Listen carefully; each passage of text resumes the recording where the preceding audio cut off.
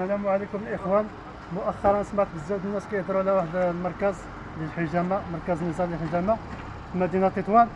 وانا المهم اليوم جيت لعندو ان شاء الله، غادي نشوفوا هذا المركز كيفاش داير.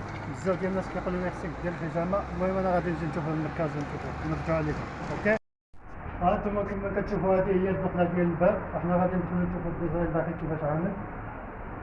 تبارك الله، هادشي الورا والمسائل متوقعش حتى ما غيكون دابا هذا الدخله كيفاش داير هادشي. تبارك الله، هادشي عندنا من الخير. هاد الدخله هادشي غزال. تبارك الله، انتم كتشوفوا الديزاين ديال الصالون كيفاش عامل. تبارك الله ما شاء الله، تبارك الله. الدراري كما كتشوفوا غادي ندخلوا للبيت نشوفوا كيفاش.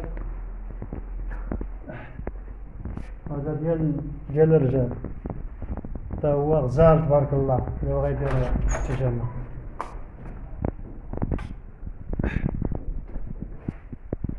وهذا ديال النساء كما كتشوفوا معنا. هادشي غزال، هادشي بلا ما نقول لك، انتم كتشوفوا تبارك الله داكشي نقي وغزال. انا ما توقعتش غيكون هادشي هكا. المهم احسن واحد في تطوان هو نزار. مرحبا بكم عند مركز الحجامه في جمال الزواق. تحياتي جميع المتابعين الصندوق بيس العز. مرحبا بكم في مركز نزار للحجامه جمال الزواق. وبالنسبه للثمن الاثمنه عندهم اثمنه مناسبه، 800 درهم، والنقاوه والخدمه نقيه وداك الشيء يا سلام. انتم كتشوفوا على عينيكم الكلام. مرحبا بكم.